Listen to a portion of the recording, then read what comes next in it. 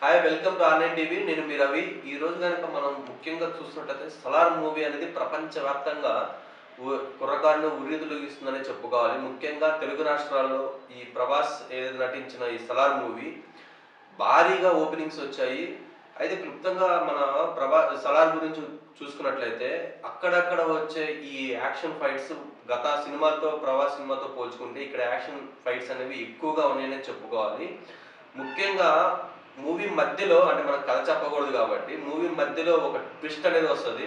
ఆ ట్విస్ట్ మాత్రం వచ్చినప్పుడు గూస్ బంప్స్ వస్తాయండి మనకి ప్రతి ఒక్కరికి కూడా చూస్తే దాంట్లో లీనమైన వాళ్ళకి.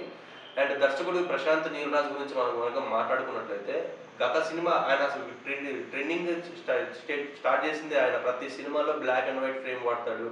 హీరోని చాలా మంచిగా చూపిస్తాడు. ఈ ఫ్రేమ్‌లో ప్రభాస్ ఆయన ఆజానుబాహుడు 6 అడుగుల రాజరికానికి ప్రభాస్ ఈ ఫ్రేమ్‌లో బాగా సెట్ అయ్యాడనే చెప్పుకోవాలి మనం.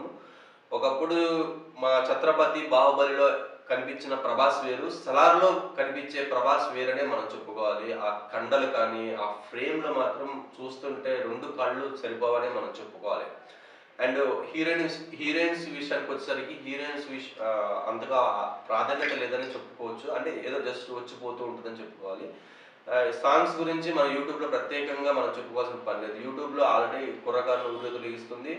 అండ్ యూట్యూబ్‌లో ఒక ట్రెండింగ్‌గా 'సలార్' మూవీ సాంగ్స్ అనేవి వెళ్ళిపోతున్నాయి.